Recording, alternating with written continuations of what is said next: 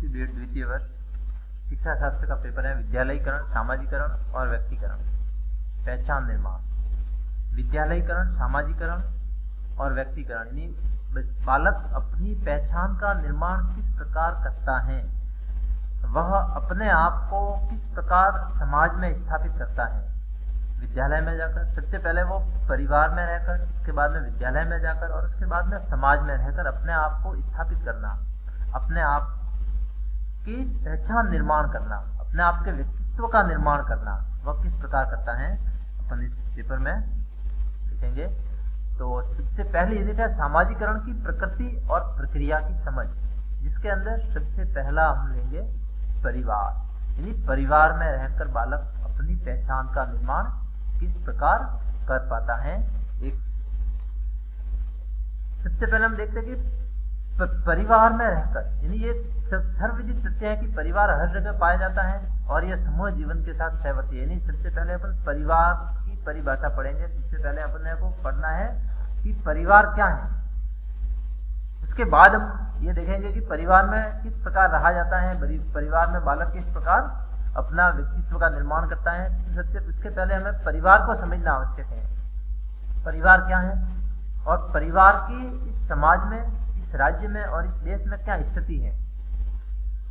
परिवार हर जगह पाया जाता है और यह समूह जीवन के साथ सहवर्ती है, यानी समूह जीवन इसमें परिवार में होता है। समाज और राज्य अपनी बुनियादी जरूरतों को पूरा करने के लिए एक साथ बंधे हुए परिवारों के एक समूह से निकलते हैं, अर्थात समाज का निर्माण भी परिवार से होता है, राज्य का निर्माण भी परिवार से होता है। परिवार इसकी धुरी है। सामाजिक और ऐतिहासिक रूप से परिवारों को दो या दो से अधिक माता पिता और उनके बच्चों के समूह के रूप में देखा जा सकता है।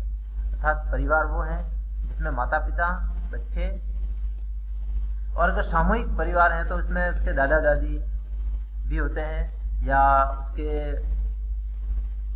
चाचा चाची, ताऊ ताई, ये भी उनके होते हैं बालक। तो इस तरह से एक समूह जो होता है जो कि रक्त संबंधी होना चाहिए, उस रक्त संबंधी समूह जो होता है वो परिवार कहलाता है। इस तरह का एक दृष्टिकोण खुद ही बताता है, क्योंकि विवाह संघ में प्रवेश करने वाले दलों की संख्या में बहुत भिन्नताएं हैं। यद्यपि परिवार सार्वभौमिक है, लेकिन इसका कोई विशेष रूप प्राथमिक या अपरिहार्य नहीं है, अपरिहार्य नहीं है।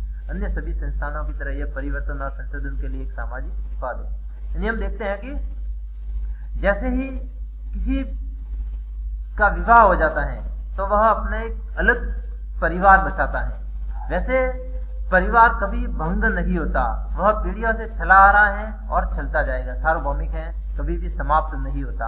उसमें रहने वाले सदस्य, नए सदस्य आते हैं, नए सदस्य जुड़ते जाते हैं। पुराने सदस्य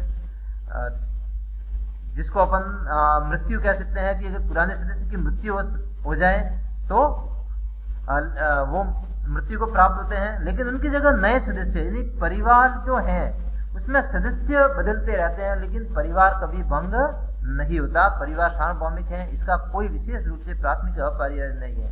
यह अन्य संस्थानों की तरफ परिवर्तन और संशोधन, यानी इसमें परिवर्तन होता रहता है, संशोधन होता रहता है, और सामाजिक उत्पाद, इसमें नए सदस्य जुड़ते जाते हैं।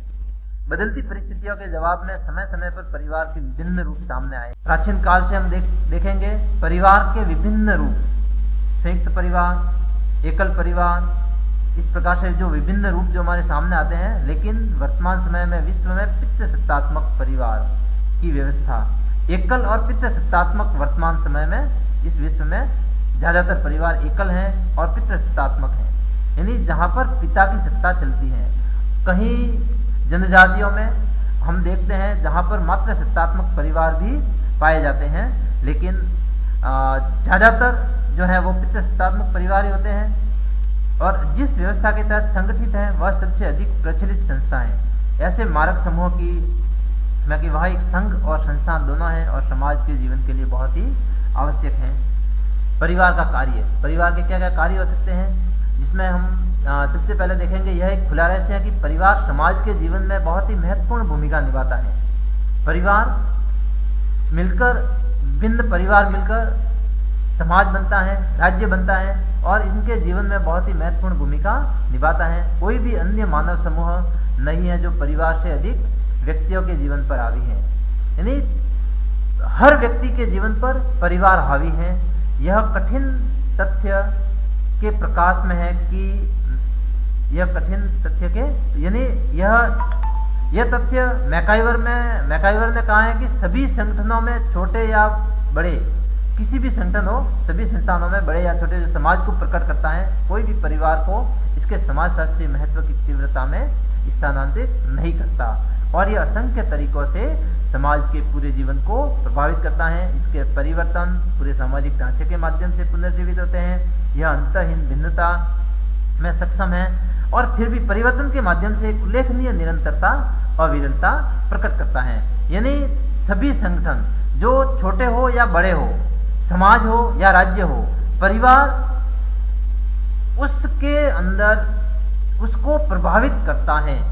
परिवार किस प्रकार का है, उस समाज में रहने वाले परिवार किस प्रकार के हैं, उस संगठन में रहने वाले परिवार किस प्रकार के हैं और उन परिवारों का उस संगठन में क्या महत्व है, वह इस बात को प्रभावित करता है। और परिवार मानव समूह ही नहीं, वह बढ़कर जीवन के व्यक्तियों पर हावी है। परिवार कोई एक सिर्फ मानव समूह नहीं है जिसमें कि केवल मानव रहते हैं, वह हर व्यक्ति के जीवन पर हावी है। प्रत्येक व्यक्ति का जो व्यक्तित्व है वो परिवार में रहकर बनता है।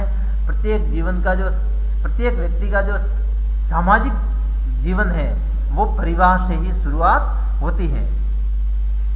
परिवार सामाजिक व्यवस्था के काम में एक महत्वपूर्ण स्थान रखता है और ऐसा इसलिए है क्योंकि यह कुछ विशिष्ट रूप से महत्वपूर्ण कार्य करता है। परिवार सामाजिक व्यवस्था के काम में एक बहुत ही महत्वपूर्ण भूमिका रखता है क्योंकि यह एक विशिष्ट रूप से महत्वपूर्ण कार्य करता है। यह हर व्यक्ति परिवार में रहकर ही बड़ा होता है। डबर्ग ने परिवार के कई बुनियादी कार्यों का भी उल्लेख किया है। उनमें उन्होंने यौन व्यवहार और प्रजनन, वृक्षों की देखभाल और प्रशिक्षण के विनिमय, श्रम और प्राथमिक समूह संतुष्टि के सहयोग और विभाजन को शामिल किया है। इसके अलावा भी कहीं इसके सहायक कार्य हैं। यानी डबर्ग ने परिवार के बहुत सारे कार्यों का उल्लेख किया है, जिसमें सबसे पहला यौन व्यवहार देख सकते हैं, प्रजनन, बच्चों का प्रजनन, बच्चों के देखभाल, प्रशिक्षण, विनिमय, श्रम और प्राथमिक समूह की संतुष्टि। यानी श्रम का विनिमय और प्राथमिक समूह, यानी परिवार में रहने वाले जो समूह हैं, परिवार के सदस्य हैं, उनकी संतुष्टि किस प्रकार हो और उनमें विभिन्न कार्यों का विभाजन किस प्रकार हो, ये विभिन्न उसके कार्य हैं। इसके अलावा बहुत सारे सहायक कार्य हैं जो कि हम देखेंगे। मैकाइवर ने परिवार के कार्यों को 2 श्रेणियों में विभाजित किया है। 2 अलग अलग श्रेणियां मैकाइवर ने परिवार के 2 श्रेणियों में विभाजित किया है। वे परिवार के आवश्यक और गैर आवश्यक, यानी एक तो परिवार के आवश्यक कार्य होते हैं और दूसरा है गैर आवश्यक, जो कि आवश्यक नहीं होते हुए भी उन कार्यों को करना पड़ता है। आवश्यक कार्यों के तहत उन्होंने 3 कार्य शामिल किए। देखिए, मैकाइवर ने सबसे पहले परिवार के 2 कार्यों को लिया है कि सबसे पहले 2 भागों में विभाजित किया, एक तो आवश्यक और एक गैर आवश्यक। उसके पश्चात उन्होंने आवश्यक कार्यों को भी 3 भागों में विभाजित किया है। सबसे पहला है सेक्स की आवश्यकता और स्थिर संतुष्टि, दूसरा है बच्चों का उत्पादन और पालन पोषण, तीसरा है एक घर का प्रावधान। यह है उस परिवार के आवश्यक कार्य। और गैर संभावित यानी गैर आवश्यक कार्यों के तहत मैकाइवर कहते हैं कि गैर आवश्यक कार्य हैं, उसमें धार्मिक, शैक्षिक, आर्थिक, स्वास्थ्य और मनोरंजन, इस प्रकार के जो विभिन्न कार्य हैं वो गैर आवश्यक कार्यों में आते हैं। और जो कि विभिन्न जो जैसे शैक्षिक हैं, धार्मिक हैं, आर्थिक हैं, स्वास्थ्य हैं, ये आजकल समाज की जो विभिन्न दूसरी एजेंसियां हैं वहाँ भी स्थानांतरित हो गए हैं। परिवार के जो विभिन्न कार्य मैकाइवर ने जो विभाजित किए हैं उसके अंदर सबसे पहले हैं आवश्यक कार्य। परिवार के जो आवश्यक कार्य हैं उन्हें हम विशेष रूप से, यानी परिवार को ये आवश्यक रूप से करना ही होता है, उससे ही परिवार चलता है, अन्यथा परिवार नहीं चलता। उन्हें न तो किसी अन्य समूह के साथ साझा किया जा सकता है और न ही उन्हें किसी अन्य संघ को सौंपा जा सकता है। यानी परिवार के ये कार्य किसी अन्य द्वारा नहीं हो सकते या किसी अन्य संस्था द्वारा ये नहीं हो सकते। ये वो कार्य हैं जो हर उम्र और हर किसी रूप में परिवार को करना ही पड़ता है, उनसे कोई भी विचलित नहीं हो सकता। अगर ये कार्य नहीं करेगा तो वहाँ पर परिवार समाप्त हो जाएगा। इसमें से कुछ आवश्यक कार्य हैं, जिसमें सबसे पहला है सेक्स की संतुष्टि, दूसरा है घर का प्रावधान और तीसरा है बच्चों का उत्पादन और पालन। यानी सबसे वे इस तरह से परिवार के प्राथमिक कार्य हैं जिनके करने के लिए किसी न किसी प्रकार के परिवार समूह का अस्तित्व बना रहता है, जिसमें सबसे पहला है सेक्स की संतुष्टि। यानी प्रमुख कार्य इसी से ही परिवार चलता है, इसी से ही परिवार निरंतरता बनी रहती है। दूसरा है घर का प्रावधान। हर परिवार को अपने घर का प्रावधान करना होता है जहां पर वो छत के नीचे रह सके। और तीसरा है बच्चों का उत्पादन और पालन पोषण, यानी बच्चे पैदा करना और उनका पालन पोषण करना। ये तीन जो है वो मुख्य रूप से परिवार, इसके बिना परिवार नहीं कहा जा सकता, इसके बिना परिवार आगे नहीं बढ़ सकता, इसके बिना परिवार की निरंतरता नहीं हो सकती। इस तथ्य को रूबेन हिल ने भी अपने शब्दों में व्यक्त किया है। उन्होंने कहा है कि पारिवारिक जीवन शायद एक सामाजिक आदत से अधिक है। यानी जो पारिवारिक जीवन है वो सिर्फ एक आदत नहीं है, सामाजिक आदत और उससे भी अधिक है। यानी उसके बिना किसी भी व्यक्ति का कोई अस्तित्व नहीं होता। परिवार को मूलभूत समस्या को हल करने के लिए एक उपकरण के रूप में देखा जा सकता है। यानी किसी भी प्रकार की व्यक्ति की अगर कोई समस्या है तो वो परिवार में ही रहकर ही हल हो सकती है, जिसका सामना ऐसे लोगों के किसी समूह को करना चाहिए जो एक समाज में रहते हैं और एक साथ काम करते हैं। अर्थात इस प्रकार से जो विभिन्न जो व्यक्ति की जो समस्याएं हैं वो किसी समूह में हल अगर नहीं हो रही है तो परिवार में रहकर ही हल हो सकती हैं, जो कि एक साथ काम करते हैं। समस्या समाधान डिवाइस के रूप में इसने अपने कई सदस्यों के सामाजिक जीवन को सरल बनाया है। यानी परिवार एक समस्या समाधान डिवाइस है। अगर हम कंप्यूटर के रूप में देखें कि परिवार एक कंप्यूटर है तो वो परिवार एक समस्या समाधान डिवाइस है और कहीं यानी सभी सदस्यों के सामाजिक जीवन को उसने बहुत ही सरलतम रूप दिया है और इसके माध्यम से सेक्स पार्टनर की छटनी की जाती है। यानी वहां पर सेक्स पार्टनर कौन होगा, वो भी छटनी विवाह के माध्यम से होती है और उसके सेक्स ड्राइव का उपयोग किया जाता है और प्यार भावना के साथ जोड़कर उन्हें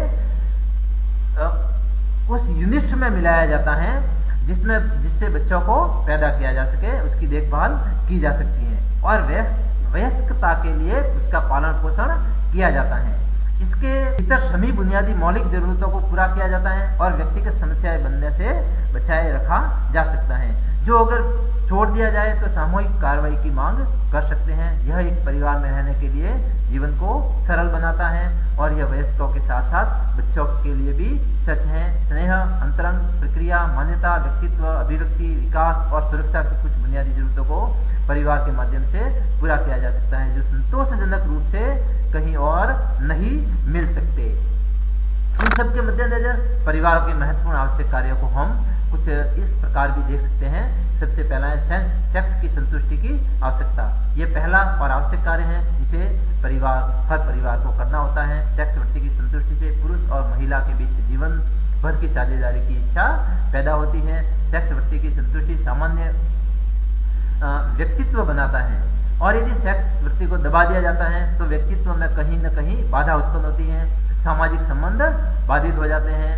यानी सेक्स वृत्ति से ही व्यक्तित्व किस प्रकार का होगा, वह व्यक्तित्व में कोई अगर किसी प्रकार से इस अगर सेक्स से संतुष्ट नहीं है व्यक्ति तो उसके व्यक्तित्व में कहीं ना कहीं बाधा उत्पन्न होती है, उसके मानसिक प्रॉब्लम हो जाती हैं या उसके विभिन्न शारीरिक प्रॉब्लम होने लगती हैं। तो इस प्रकार से सेक्स की संतुष्टि सबसे पहले आवश्यक है। दूसरा है आधुनिक परिवार इस वृत्ति को अधिक से अधिक संतुष्ट कर सकते हैं। यानी जो प्राचीन काल पारंपरिक जो परिवार थे वो सेक्स वृत्ति को अधिक संतुष्ट नहीं कर पाते थे। आधुनिक परिवार इसको अधिक से अधिक संतुष्ट कर सकते हैं क्योंकि पुराने परिवार में यौन क्रिया को प्रजनन के साथ जोड़ा गया था। प्राचीन काल में सिर्फ और सिर्फ यौन क्रिया उसके लिए होती थी, प्रजनन के लिए होती थी और संभोग के परिणाम स्वरूप गर्भ धारण के डर ने यानी उनको कहीं ना कहीं ये डर रहता था कि गर्भ धारण हो जाएगा, इसलिए युगल को अपने यौन संबंध को संतुष्ट करने के लिए कई बार उनको रोकना पड़ता था। लेकिन आधुनिक परिवार में गर्भ निरोधकों और जन्म नियंत्रण के अन्य तरीकों के आविष्कार ने यौन संतुष्टि को बहुत ही आसान बना दिया है। अब यह आधुनिक परिवार का एक प्राथमिक कार्य बन गया है। रीड जो समाजशास्त्री हैं रीड, उसके अनुसार परिवार का मूल कार्य यौन आवश्यकताओं को विनिमय करना और उसकी संतुष्टि देना। मनु है वो कहते हैं कि उत्पादन के अलावा यौन संतुष्टि को परिवार के उद्देश्य के रूप में भी स्वीकार करते हैं। वात्स्यायन जो है वो यौन संतुष्टि को परिवार का एक प्राथमिक उद्देश्य मानते हैं। दूसरा है घर का प्रावधान। एक घर की इच्छा पुरुषों के साथ साथ शादी के बाद महिलाओं के लिए एक शक्तिशाली प्रोत्साहन है। दिन भर की कड़ी मेहनत के बाद आदमी घर लौटता है, जहां अपनी पत्नी और बच्चों के बीच वह अपनी थकान मिटाता है। यानी घर का प्रावधान, उसको रात्रि विश्राम के लिए कह सकते हैं, या अपनी सर ढकने के लिए एक छत के रूप में घर का प्रावधान सभी को करना आवश्यक होता है। हालांकि आधुनिक समय में होटल और क्लब हैं जो आदमी को मनोरंजन भी प्रदान करते हैं, लेकिन एक खुशी जो कि आदमी को महिलाओं, माता पिता और बच्चों के जन्मजात घेरे के भीतर महसूस होती है, जो अपने परिवार में रहकर महसूस होती है, जो खुशी वो आधुनिक होटल और क्लब नहीं दे सकते। वो बहुत ही क्षणिक आनंद होता है और वहाँ पर वो क्लब और होटलों द्वारा प्रदान नहीं किया जा सकता। इन फिर से रचनात्मक एजेंसियों के बावजूद घर अभी भी स्वर्ग और अभ्यारण्य है। यानी इन विभिन्न जो एजेंसियां हैं, जो होटल, क्लब या और अन्य एजेंसियां हैं जो कि आदमी को मनोरंजन प्रदान करती हैं, सिनेमा है, टीवी है, इन सारे सभी को अगर देखा जाए तो भी घर आज भी स्वर्ग हैं, अभ्यारण्य हैं। आज भी हर व्यक्ति के लिए अपने घर सबसे पहला घर की आवश्यकता होती है, जहां वो अपने सदस्यों के साथ आराम और स्नेह, उन सदस्यों से उनको स्नेह मिलता है, अपने सदस्यों के साथ आराम करता है, और घर में जो उसको आनंद मिलता है वो कहीं और नहीं मिल सकता। नेक्स्ट है उत्पादन और बच्चों का पालन पोषण। यौन संतुष्टि का अपरिहार्य परिणाम है बच्चों का उत्पादन। बच्चों के उत्पादन और पालन कार्य हमेशा परिवार का एक बहुत ही महत्वपूर्ण कार्य रहा है। यह बच्चों के उत्पादन और पालन के लिए एक संस्था है। बाल पोषण का कार्य अतीत की तुलना में आज बेहतर है, क्योंकि अब अधिक कौशल और ज्ञान अजन्मे और जन्म लेने वाले बच्चों की देखभाल के लिए समर्पित है। यानी अभी तक जो जन्म नहीं लिया है उनकी देखभाल भी शुरुआत से कर सकते हैं। विभिन्न माध्यम से विज्ञान ने आज इतनी प्रगति कर ली है कि अभी तक जो बालक गर्भ में है उसकी देखभाल कैसे की जाएगी, वह किस प्रकार का है, उसका वजन, यहाँ तक कि उसका वजन किस प्रकार का है, वो उसका सेक्स क्या है, यानी वो लड़का है या लड़की है, हर तरह के आज का विज्ञान, इसको आज के विज्ञान के माध्यम से हम देख सकते हैं। तो उसका जो अजन्मा जो बालक है वहीं से इसका पालन पोषण आजकल शुरुआत हो जाती है। तो उसको देखभाल के लिए आज बहुत ही बेहतर सुविधाएं उपलब्ध हैं। शिशु मृत्यु दर में भी इससे कमी आई है। इस परिणाम की उपलब्धि में नर्सिंग बाल कल्याण केंद्र जैसी विशेष एजेंसियां परिवार की सहायता के लिए भी आई हैं। उपलब्ध जो सांख्यिकी आंकड़े हैं, एक अध्ययन से पता चलता है कि नाजायज बच्चों की संख्या भी कम हो रही है, वेश्यावृत्ति का चलन गायब हो रहा है और विवाह की संख्या तेजी से बढ़ रही है।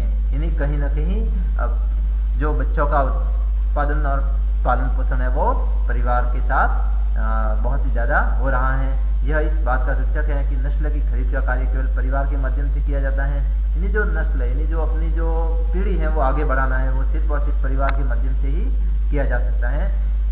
दुनिया के अधिकांश मानव समाजों में बच्चे को परिवार का केंद्र माना गया है। प्रत्याशा परिवार को नष्ट कर देती है और यह देश की जनसंख्या को भी बढ़ाता है। यानी कहीं ना कहीं यदि इस जो अपने पढ़ा है कि आजकल जो बाहर जाकर, यानी अपन कह सकते हैं कि जो परिवार के साथ जो आदमी को खुशी मिलती है वो कहीं भी नहीं मिल सकती। तो हम ये कह सकते हैं कि वेश्यावृत्ति का चलन भी गायब हो रहा है। धीरे धीरे विवाह की संख्या में तेजी, यानी नाजायज बच्चों की संख्या कम हो रही है। इससे यानी ये जो चीज़ें हैं, नाजायज बच्चे हैं या वेश्यावृत्ति हैं, ये परिवार को नष्ट कर देती हैं, इसलिए धीरे धीरे ये खत्म हो रही हैं। युवा की सुरक्षा और देखभाल, यह परिवार का एक और आवश्यक कार्य है और इसके यौन और उपचारात्मक कार्यों का एक प्रमुख स्रोत कहा जा सकता है। ग्लोब्स के अनुसार बच्चों की सुरक्षा और देखभाल परिवार का एक आवश्यक कार्य है। इंसान का बच्चा सबसे असहाय और कमजोर होता है। अपने अस्तित्व को बनाए रखने और इसके समन्वित और संतुलित विकास को सुनिश्चित करने के लिए एक परिवार की आवश्यकता होती है। इंसान का जो बच्चा है वो पैदा होते ही बहुत ही असहाय और कमजोर होता है। इसलिए उसको अपना अस्तित्व बनाए रखने के लिए उसको समन्वित और संतुलित विकास के लिए उसके एक परिवार की आवश्यकता होती है। और इसका संतुलित विकास कठिनाई से प्राप्त होता है, वह भी माता पिता और परिवार के अन्य सदस्यों की देखभाल के साथ ही वह विकास कर सकता है। इसी यदि उसको इधर फेंक दिया जाए, छोड़ दिया जाए उसको पैदा होते ही, तो उसका विकास नहीं हो पाता। यह सही है कि आधुनिक युग में परिवार का यह कार्य अपने पिछले महत्व को खो रहा है और इसे सहायक एजेंसियों को भी सौंपा जा रहा है कि बच्चों का पालन पोषण आजकल कहीं दूसरी जगह भी हो रहा है। यह सब अब भी परिवार के आवश्यक कार्यों में से एक हैं और भारतीय परिवार में तो विशेष रूप से इसके लिए समारोह भी आयोजित होते हैं। मनोवैज्ञानिक संतुष्टि और सुरक्षा का प्रावधान, यानी परिवार का एक और मौलिक और सार्वभौमिक कार्य अपने सदस्यों की मनोवैज्ञानिक आवश्यकताओं को पूरा करना है। ऑकबर्न ने परिवार के आवश्यक या महत्वपूर्ण कार्यों में प्रभावशाली कार्यों को भी शामिल किया है। क्रोज के अनुसार यह अंतरंग संबंधों की स्थापना के लिए अवसर प्रदान करना परिवार का सबसे बहुत ही आवश्यक कार्य है। बर्गेस और लॉग लिखते हैं कि पारिवारिक स्नेह विवाह और परिवार का आवश्यक आधार बनता जा रहा है। व्यक्ति को परिवार में स्नेह, सहानुभूति, प्रेम और मनोवैज्ञानिक सुरक्षा प्राप्त होती है।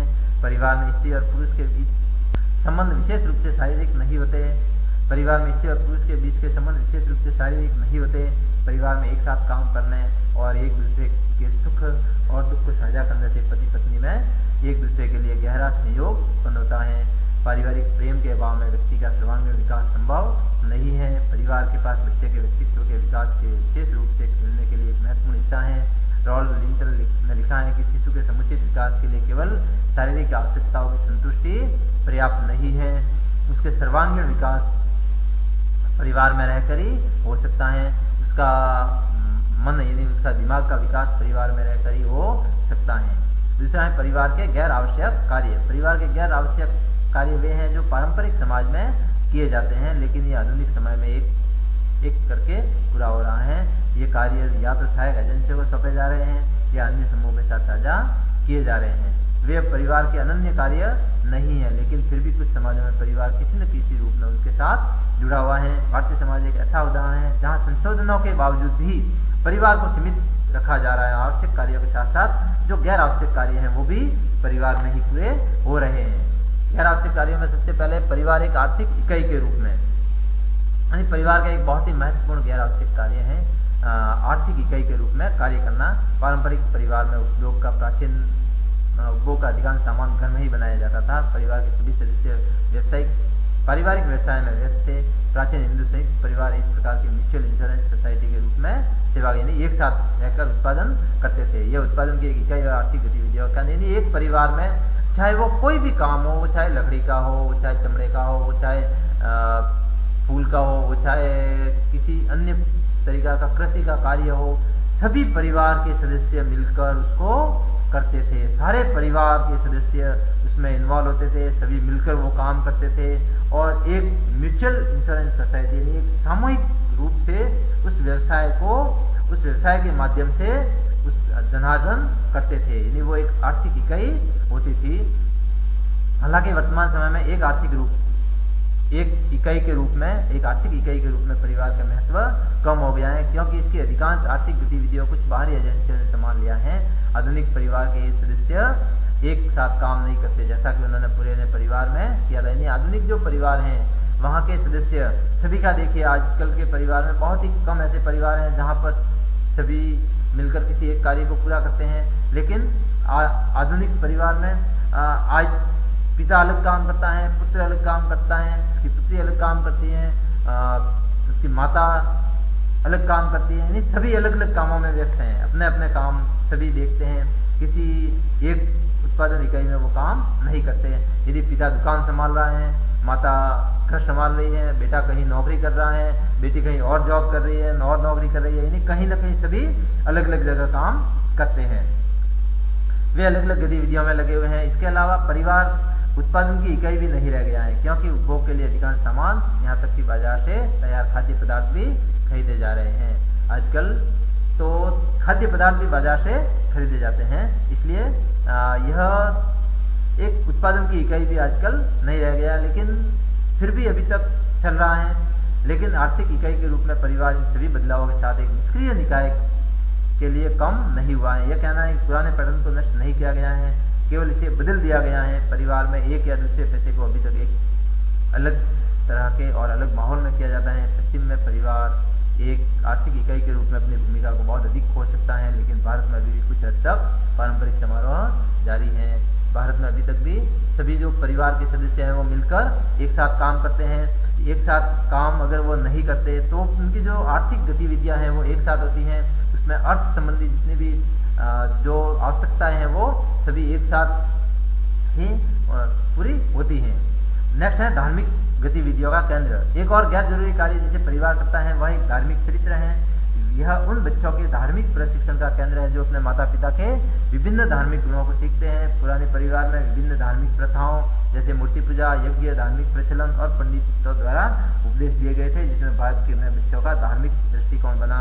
हालांकि आधुनिक परिवार धार्मिक प्रथाओं का पालन नहीं करता और दृष्टिकोण में भी धर्मनिरपेक्ष बन गया है। नेक्स्ट है परिवार शिक्षा का केंद्र के रूप में। परिवार में किया जाने वाला एक और कार्य बच्चों की शिक्षा है। परिवार महत्वपूर्ण शिक्षा की एजेंसी है, जहाँ पर माता उसकी प्रथम शिक्षिका कही जाती है। बच्चा माता पिता के मार्गदर्शन में सबसे पहले ज्ञान सीखता है और सबसे पहला अक्षर सीखता है। हालांकि आज वह उन्हें नर्सरी स्कूल में भी सीखना पड़ता है। पारंपरिक परिवार व्यवसायिक शिक्षा का केंद्र था, क्योंकि बचपन में ही बच्चे के पारिवारिक कार्य जुड़ जाते थे, इसलिए व्यवसायिक शिक्षा यहीं पर पारंपरिक परिवार में होती थी। आजकल बच्चे को बड़ा होकर किस प्रकार बनना है, क्या बनना है, और जो कुछ भी सीखता है वो परिवार में रहकर सीखता है। आधुनिक परिवार ने तकनीकी संस्थानों और कॉलेजों को व्यवसायिक शिक्षा का कार्य सौंप दिया है, लेकिन इन सब के बावजूद शिक्षा के केंद्र के रूप में परिवार की भूमिका पूरी तरह से गायब नहीं हुई है। कुछ हद तक संशोधित जरूर हुई है, अभी भी कुछ शैक्षिक कार्यों को करना जारी है। उदाहरण के लिए अब भी परिवार के माध्यम से लोग अपनी सामाजिक आदतों और नैतिक गुणों को सीखते हैं। अपने समाज कार्य क्या करने हैं, अपने उनके नैतिक गुण, किस प्रकार के गुण होने चाहिए बालकों में, ये सब परिवार में रहकर ही सीखे जाते हैं। यह किसी भी तरह से महत्वपूर्ण कार्य नहीं है जिसके लिए भारतीय परिवार विशिष्ट रूप से ज्ञात और लोकप्रिय है, यानी यह सब भारतीय परिवार में कम से कम हो रहा है। संस्कृति के संरक्षक के रूप में परिवार समाज की संस्कृति को जीवित रखता है। यह सामाजिक संस्कृति के अनुसार अपने सदस्यों को डालता है। बच्चों को बचपन से ही संस्कृति के विभिन्न पहलुओं के बारे में शिक्षित किया जाता है। परिवार उसके लिए ऐसा वातावरण बनाता है कि वे अपनी संस्कृति के साथ जीना और व्यवहार करना सीखते हैं। यानी अपनी उनकी प्राचीन संस्कृति को जीवित अगर बनाए रखा है तो वो परिवार ने बनाए रखा है। अपने परिवार में किस प्रकार के कार्य होंगे वो आगे से आगे पिता पुत्र से, पुत्र उसके पुत्र को सिखाता है, वो उसके पुत्र को सिखाता है, वो उसके, यानी आगे से आगे यह निरंतर रूप से संस्कृति के संरक्षक बना हुआ है। परिवार के बुजुर्ग सदस्य बच्चों को आचार विनिमय, धर्म और नैतिकता आदि के मामलों में प्रशिक्षण देते हैं और परिवार को संस्कृति का निर्माता और संरक्षक कहा जाता है। नेक्स्ट है मनोरंजन का केंद्र। पुराने परिवार ने अपने सदस्यों को मनोरंजन प्रदान किया है। वे एक साथ गाते थे और नृत्य करते थे और पारिवारिक संबंधों को देखते थे। आधुनिक समय में सामूहिक के बजाय पारिवारिक संबंध व्यक्तिगत ज़्यादा हो गए हैं और मनोरंजन के वर्तमान रूपों में जैसे ब्रिज, टेनिस, कैरम फिल्में, केवल व्यक्तिगत या युगल भागीदारी के लिए प्रदान करती हैं।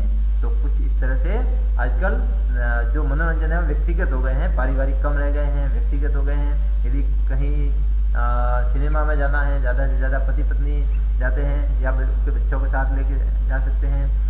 टेनिस खेलना है, कैरम खेलना है, 2, 3, 4 इससे ज़्यादा वो नहीं खेलते और व्यक्तिगत या युगल भागीदारी भी प्रदान होती है। इसके अलावा मनोरंजन अब घर के बजाय क्लब या होटल में था, होटल में मनोरंजन करते हैं। इस तरह परिवार के मनोरंजन कार्यों में भी बदलाव आया है। हालांकि यह कहा जाना चाहिए कि भारत जैसे देशों में प्राचीन संस्कृति जहाँ पर अभी भी जीवित है, परिवार अभी भी कम से कम ग्रामीण क्षेत्रों में मनोरंजन के केंद्र के रूप में काम कर रहे हैं। तो इस तथ्य से स्पष्ट है कि परिवार के कार्यों में एक महान परिवर्तन आया है। जबकि लगभग 100 वर्ष पहले परिवार एक समुदाय से अधिक था, यह आज एक संघ से अधिक हो गया है। परिवार का बहुत महत्व शिथिल हो गया है। यह अब अपने सदस्यों के मनोरंजन के लिए घर नहीं, बच्चों के लिए शिक्षा का स्कूल या उसके धार्मिक का लिए एक केंद्र है।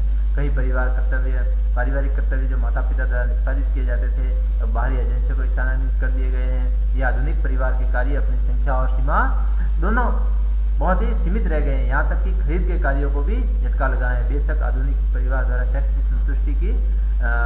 संतुष्टि बेहतर तरीके से की जा सकती है, लेकिन जो विभिन्न अन्य कार्य हैं वो कहीं ना कहीं उनमें बाधा उत्पन्न हुई है। संपेक्ष में परिवार ने अपने कुछ पूर्व कार्यों को खो दिया है। हालांकि हमें यह भी याद रखना होगा कि कहीं ना कहीं इन सबसे परिवार पर जो प्रभाव पड़ रहा है वो किस प्रकार का प्रभाव है, और इस प्रदर्शन के कुछ कार्य हैं जिन्हें मानव समाज परिवार के बिना नहीं कर सकता। जो विभिन्न कुछ जो आवश्यक कार्य हैं वो तो कम से कम अपने परिवार में ही हो रहे हैं, और कुछ जो इस प्रकार से संरचनात्मक और कार्यात्मक परिवर्तन जो आए हैं वो भी परिवार की उससे परिवार की कहीं ना कहीं ताकत कम नहीं हुई है, लेकिन सामाजिक ताकत और सामाजिक एकजुटता परिवार ने जरूर धीरे धीरे खो रहा है। लेकिन भारतीय परिवार, जहाँ पर भारतीय संस्कृति की बात करें अगर तो वहाँ पर परिवार आज भी एक सामाजिक एकजुटता का महत्वपूर्ण भूमिका निभाता है। एक सामाजिक प्रणाली के रूप में भी परिवार उभर कर आया है। परिवार को एक सामाजिक व्यवस्था के रूप में मानने की प्रथा है। वास्तव में कई प्रकार की सामाजिक जो प्रणालियां हैं और ये विभिन्न प्रकार के तत्वों से जो बनी है, यहाँ तक कि परिवार का सवाल है यह कई शर्तों को पूरा करता है जो इसे एक सामाजिक व्यवस्था को बनाने के लिए आवश्यक है। इस कारण से परिवार को एक आदर्श सामाजिक प्रणाली के रूप में भी जाना जाता है। संयुक्त परिवार के मामला में यह धारणा बहुत ही अच्छी है। जो भारतीय परिवार हैं, भारतीय जो संस्कृति है, वहाँ पर कहीं ना कहीं परिवार की आज भी आवश्यकता महसूस होती है। सामाजिक प्रणाली को परिभाषित करते हुए जो कैलकॉट पार्सन्स हैं वो लिखते हैं कि सामाजिक प्रणाली सदस्यों की प्रतिरूपित बातचीत से बनी है। इसमें अलग अलग अभिनेताओं की बहुलता की सहभागिता होती है, जिसमें एक दूसरे के संबंध सुनिश्चित और साझा प्रतीकों और अपेक्षाओं के पैटर्न की परिभाषा और मध्यस्थता के माध्यम से पारस्परिक रूप से उन्मुख होते हैं। यानी यहाँ पर सामाजिक प्रणाली है वो एक परिवार में विभिन्न जो सदस्य हैं उनके बातचीत से बनी है, और इसमें अलग अलग अभिनेता हो, यानी कहीं ना कहीं पिता, पुत्र, माता, बहन, उसकी पुत्री, यानी विभिन्न जो अलग अलग जो अभिनेता अभिनेत्रियां उसमें काम करते हैं, उनकी सहभागिता होती है, और वो एक दूसरे के साथ कहीं ना कहीं जो साझा काम करते हैं उनसे परिवार बनता है, और उनकी मध्यस्थता के माध्यम से ही जो पारस्परिक जो संबंध है वो विकसित हो रहे हैं। इस तरह सीपी लुइस का भी मत है कि संदर्भों का समाजशास्त्री एक अंतरक्रिया है जिसमें प्रतिरूपित सामाजिक संबंध की विशेषता होती है जो सामाजिक प्रक्रियाओं द्वारा व्यक्त की गई है, और उसकी एक रूपता सामाजिक तत्वों में प्रदर्शित होती है। सामाजिक प्रणाली के उद्भव, रख रखाव और परिवर्तन के लिए खाते की गतिशीलता है। जब इन टिप्पणियों को परिवार पर लागू किया जाता है तो स्पष्ट हो जाता है कि परिवार कई तत्वों में समाहित हैं जो एक सामाजिक प्रणाली में पाए जाते हैं। ये कुछ ऐसे तत्व हैं जिसमें अधिकांश परिवार समूह में शामिल हैं, जिसके आधार पर परिवार एक सामाजिक व्यवस्था कहा जा सकता है। सामाजिक व्यवस्था किस प्रकार कही जा सकती है परिवार को, जिसके मुख्य तत्व हैं। सबसे पहला है स्थिति। प्रत्येक परिवार में कई व्यक्ति होते हैं, बहुत सारे व्यक्ति होते हैं, उन सभी की एक निश्चित स्थिति होती है, अपनी अपनी निश्चित स्थिति होती है कि पिता क्या काम करेगा, पुत्र क्या काम करेगा, माता क्या काम करेगी। ये सभी को आमतौर पर ये उम्र और लिंग के आधार पर निर्धारित होता है। लेकिन कभी कभी सीखने और व्यवसाय का भी इस मामले में कुछ प्रभाव, यानी परिवार में क्या व्यवसाय हो रहा है और किस प्रकार सिखाया जाता है उनको, उस आधार पर भी ये तय होता है कि उस व्यक्ति की स्थिति क्या होगी। माता पिता की स्थिति हमेशा बच्चों की तुलना में अधिक होती है। इस तरह एक परिवार में बेटे बेटियों की तुलना में बेहतर स्थिति का आनंद लेते हैं। स्थिति उनके परिवार के विभिन्न सदस्यों के में उत्पन्न करने में मदद करती है और उनके सामाजिक संबंधों को उसकी स्थिति के अनुसार निर्धारित किया जाता है। क्योंकि परिवार में पिता का दर्जा सबसे ऊंचा होता है, इसलिए परिवार की सभी जिम्मेदारियों को निभाने के लिए पिता ही अधिकृत हैं। अपने पिता के महत्व के आगे सबसे जो बड़ा जो पुत्र होता है वो अपने पिता की मृत्यु के बाद स्वतः ही उस स्थिति में आ जाता है। लेकिन यदि वह अलग हो जाते हैं, जैसे जैसे एक परिवार टूटकर 2, 4, 6 की स्थिति में आते हैं, तो वहाँ पर जो सबसे बड़ा जो होता है उनका महत्व सबसे अधिक होता है। फिर है भूमिका, यानी सामाजिक प्रणाली के लिए परिवार में की क्या भूमिका है। परिवार के सभी सदस्य अपनी अपनी निश्चित भूमिका निभाते हैं। इसका मतलब यह है कि परिवार का कामकाज संभव हैं। अलग अलग व्यक्ति जो भूमिकाएं करते हैं वो इस स्थिति से निर्धारित और वातानुकूलित होती हैं, जिसे वे परिवार में रखते हैं। वास्तव में हर स्थिति में एक संवाददाता की भूमिका होती है। भूमिका स्थिति की बाहरी अभिव्यक्ति है और इस प्रकार दोनों एक साथ चलते हैं। अपनी भूमिका को निभाते हुए परिवार का हर सदस्य परिवार में अपनी स्थिति को देखता है और उसी के अनुसार काम करता है कि परिवार में उसकी स्थिति क्या है, उसी के अनुसार उसकी भूमिका भी परिवार में रहेगी। भूमिका स्थिति प्रणाली के संतुलन को बनाए रखती है और इससे परिवार की संरचना बरकरार रहती है। क्योंकि व्यक्ति में विभिन्न प्रकार की स्थिति होती है, इसलिए उसकी स्थिति के अनुसार व्यक्ति में भिन्न भिन्न भूमिकाएं भी होती हैं। कि एक पिता के यदि 2 या 3 पुत्र हैं तो वो क्या काम करते हैं, किस तरह का काम करते हैं, किस तरह से उनकी जो आर्थिक आवश्यकता है वो पूर्ति करते हैं, उसके आधार पर भी उसकी भूमिका तय होती है उस परिवार में। उदाहरण के लिए परिवार में माता पिता की भूमिका बच्चों की तुलना में काफ़ी अलग है, लेकिन ये कहा जाना चाहिए कि परिवार का कामकाज तभी अच्छा चल सकता है जब इसके सदस्य अपनी अपनी भूमिकाएं ठीक से निभा रहे हो। नेक्स्ट है विशेषाधिकार। एक सामाजिक प्रणाली के प्रत्येक परिवार को निश्चित प्रकार के विशेषाधिकारों के साथ उपहार में दिया जाता है। ये विशेषाधिकार उन भूमिकाओं के साथ भी होते हैं जो वे करते हैं और एक सामाजिक संरचना में स्थिति रखते हैं। यह विशेषाधिकारों के आनंद के माध्यम से एक इकाई सभी परिस्थितियों में अपनी जिम्मेदारियों को अच्छी तरह से निभाने में सक्षम है। यह वह तत्व है जो सामाजिक व्यवस्था को स्थिरता और निरंतरता देता है। यह बात परिवार के मामले में भी कही जा सकती है। परिवार के सदस्य हमेशा अपनी स्थिति के अनुसार कुछ विशेषाधिकारों के आनंद में होते हैं। सदस्यों द्वारा आनंदित इन विशेषाधिकारों के अभ्यास से यह होता है कि परिवार की संरचना और कामकाज हमेशा बरकरार रहती है। यानी कहीं ना कहीं कुछ विशेष अधिकार होते हैं, जैसे पिता के विशेष अधिकार अलग होते हैं, माता के विशेष अधिकार अलग होते हैं, पुत्र के विशेष अधिकार अलग होते हैं और पुत्री के विशेष अधिकार अलग होते हैं। सभी के अपने अपने विशेष अधिकार होते हैं और वो उनका पालन करते हैं। आवश्यकताएं और उद्देश्य। हर सामाजिक व्यवस्था में लोगों की जरूरतें, उद्देश्य और अंत होते हैं। वे समाज की सांस्कृतिक और आर्थिक प्रगति के स्तर से संबंधित हैं। कभी कभी लोगों के सामाजिक विकास से भी चिंतित होते हैं। पुरुषों की कुछ बुनियादी जरूरतें होती हैं, उसे पूरा करना एक सामाजिक व्यवस्था का बहुत ही प्रमुख उद्देश्य है। इन उद्देश्यों की प्राप्ति के लिए सामाजिक प्रणाली को इसके कुछ आदर्श और अंत में सबसे पहले सेट करना होगा। इस प्रकार की किसी भी सामाजिक व्यवस्था के कुशल कार्य में जरूरतों और शिक्षाओं की अहम भूमिका होती है। सामाजिक व्यवस्था के रूप में परिवार का संबंध लोगों की कुछ भौतिक और सामाजिक आवश्यकताओं को पूरा करने से है। सेक्स, आवेग, घर के प्रावधान जैसी कुछ ऐसी बुनियादी जरूरतें हैं जो परिवार को छोड़कर कहीं और पूरी नहीं की जा सकती। ये परिवार के साथ ही पूरी हो सकती हैं। इनका उद्देश्य लोगों को अच्छा जीवन सुनिश्चित करना है।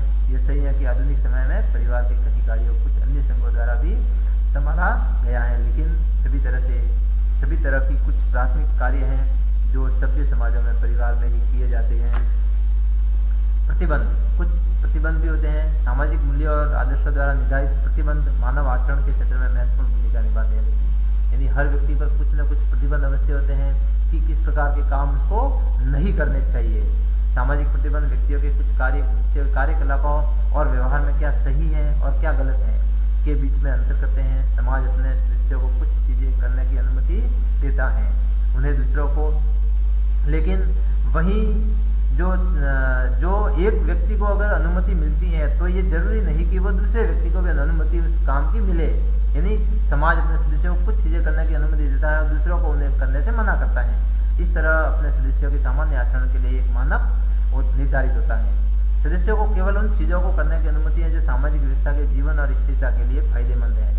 इसमें जिस तरह से प्रतिबंध भी एक सामाजिकता को मजबूत करने में बहुत मदद मिलती है, वे इसमें अनुशासन और व्यवस्थित स्थिति बनाए रखते हैं। यह तत्व परिवार के कामकाज में भी प्रचुर मात्रा में पाया जाता है। कुछ निर्धारित नियम और व्यवहार उनके कोड हैं जो सदस्यों के लिए बाध्यकारी हैं और जिन्हें वे आसानी से अनदेखा नहीं कर सकते। यानी कुछ जो विभिन्न जो जैसे मान लीजिए सेक्स, तो एक समाज ने निर्धारित कर रखा है कि कौन व्यक्ति किसके साथ, यानी कहीं ना कहीं यहाँ पर विवाह महत्वपूर्ण हो जाता है।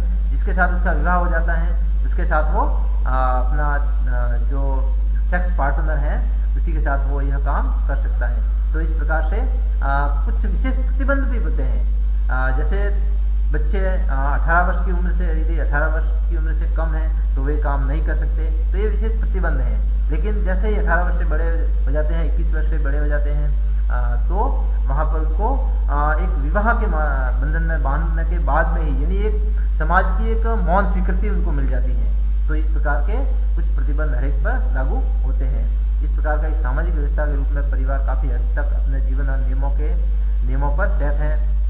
काम करने वाले काम करने के ऊपर भी निर्भर करता है, सामाजिक प्रतिबंधों के रूप में भी कार्य करता है। ये सामाजिक प्रतिबंध जितने सक्रिय और सशक्त हैं, उतना ही ठोस और लंबे समय तक चलने वाले परिवार की संरचना होगी। यही कारण है कि पिछले परिवारों में अधिक एकीकृत और अच्छी तरह से अनुशासित थे, क्योंकि सामाजिक प्रतिबंधों के पीछे अधिक बल था। यानी जहाँ पर सामाजिक प्रतिबंध ज़्यादा होंगे, जहाँ पर सामाजिक प्रतिबंध कठोर होंगे, वहाँ पर अनुशासन भी अच्छा होगा। जो प्राचीन परिवार थे वो बहुत ही अनुशासित थे, क्योंकि वहाँ पर सामाजिक प्रतिबंध बहुत ज़्यादा थे। आजकल यह सामाजिक जो प्रतिबंध है वो बहुत ही ढीले हो गए हैं, बहुत ही सरल हो गए हैं। आजकल जो मनोरंजन के साधन है वो बाहर खोजते हैं, इसलिए यहाँ पर यह स्थिति नहीं रही है। बिजली प्रत्येक सामाजिक व्यवस्था में एक सर्वोच्च शक्ति मौजूद होती है, जिसमें एक नियंत्रित आकृति के रूप में कार्य करती है। यह एक विभिन्न इकाइयों के टकरावों को हल करता है, दूसरी ओर से सामाजिक व्यवस्था की एकता को बनाए रखता है। एक सामाजिक प्रणाली के रूप में परिवार पिता या पति में अपनी सर्वोच्च शक्ति निहित करता है, जो अन्य सदस्यों की गतिविधियों की देखरेख में नियंत्रण करता है। परिवार के मुखिया की आज्ञा के लिए कोई चुनौती या अवज्ञा नहीं हो सकती। केवल ऐसे परिवार ही लंबे समय तक टिके रह सकते हैं जिसमें कमांड की एकता होती है। यानी परिवार के मुखिया की बात अगर मानते हैं तो वहाँ पर वो परिवार टिका रह सकता है। अगर परिवार के मुखिया की बात या परिवार की जो आज्ञा है उसको अगर कोई चुनौती देता है तो वह परिवार बिखरने लगता है। और एक अच्छी तरह से नियंत्रण करने वाली शक्ति उस परिवार में ही होती है जहाँ पर परिवार की आज्ञा, मुखिया की आज्ञा चलती है। आदर्शवादी सिद्धांत परिवार एक सामाजिक व्यवस्था के रूप में अपने सदस्यों के अंतर संबंध और अंतर क्रियाओं से अपने जीवन को निकालता है। परिवार के प्रत्येक सदस्य के पास करने के लिए एक विशेष कार्य है और इसकी भलाई के लिए एक विशेष भूमिका है बनाने की बहुत आवश्यकता है। यह निश्चित है कि परिवार के सभी सदस्य अपना हिस्सा अच्छी तरह से करते हैं। इस उद्देश्य के लिए कुछ आदर्श सिद्धांत भी मौजूद हैं। ये सिद्धांत परिवार में एकजुटता और संतुलन को बनाए रखते हैं। यह सिद्धांत अलिखित होते हैं कि कौन क्या, ये सिर्फ और सिर्फ आम सहमति पर आधारित होते हैं। वे सामाजिक जीवन के लिए इतने महत्वपूर्ण है कि उन्हें आसानी से अलग नहीं किया जा सकता और उसकी अनुपस्थिति में एक अच्छा परिवार का जीवन भी संभव नहीं हो सकता। नेक्स्ट है भावना। सामाजिक व्यवस्था में भावनाओं का एक बहुत ही महत्वपूर्ण स्थान है। भावनाएं विशेष रूप से सामूहिक जीवन को प्रभावित करती हैं और ये उनके प्रभाव में एक व्यक्ति अपने व्यक्तिगत लाभ पर सामूहिकता को वरीयता देता है। वे विभिन्न समूहों के सामान्य कामकाजी पैटर्न को विकसित करते हैं, एक सामाजिक प्रणाली की स्थिरता और एकरूपता प्रदान करते हैं। जो भावना अपने परिवार के सदस्यों के प्रति होती है वह किसी अन्य के प्रति हमें कभी भी नहीं हो सकती। इसलिए सामाजिक व्यवस्था के रूप में परिवार कई भावनाओं को भी अभिव्यक्त करता है, जिसमें प्रमुख रूप से प्रेम की भावना, सहयोग की भावना, सहानुभूति की भावना, सम्मान की भावना, ये भावनाएं सभी में होती हैं और पारिवारिक जीवन को कभी समाप्त ये नहीं होने देती। और इस प्रकार की जो भावनाएं हैं, जितना प्रेम हम अपने परिवार के सदस्यों से करते हैं, जितने सहयोग हम अपने परिवार के सदस्यों के साथ करते हैं, जितनी सहानुभूति हम अपने परिवार के सदस्यों के साथ रखते हैं, जितना सम्मान हम अपने परिवार के सदस्यों के करते हैं, उतना शायद अन्य हम नहीं करेंगे। अगर किसी अन्य समूह में रहेंगे वहाँ पर भी ये इतना प्रेम, इतना सहयोग, इतनी सहानुभूति नहीं हो सकती। इसलिए इन भावनाओं के आधार पर भी पारिवारिक जीवन चलता है और ये कभी इस पारिवारिक जीवन को समाप्त नहीं होने देता। इस प्रकार इन विभिन्न तथ्यों से स्पष्ट है कि परिवार वास्तव में एक सामाजिक व्यवस्था है, क्योंकि इसमें सामाजिक व्यवस्था के अधिकांश मूल तत्व समाहित हैं। और यह सही है कि आधुनिक समय में परिवार बड़े बदलावों से गुजर रहा है। इस तथ्य के परिणाम स्वरूप यह आशंका है कि समय के साथ साथ परिवार कहीं खो न जाए, सामाजिक व्यवस्था और उसका चरित्र कहीं खो न जाए। लेकिन इस तरह के संदेह हमें निराधार प्रतीत होते हैं, क्योंकि सामाजिक व्यवस्था के बहुत सारे तत्व हैं जहाँ पर परिवार कभी भी गायब नहीं हो सकता। और अंत में हम कह सकते हैं कि परिवार निश्चित रूप से एक सामाजिक व्यवस्था है और निश्चित रूप से जो परिवार है वही कहीं ना कहीं लोगों को बांध कर रखता है।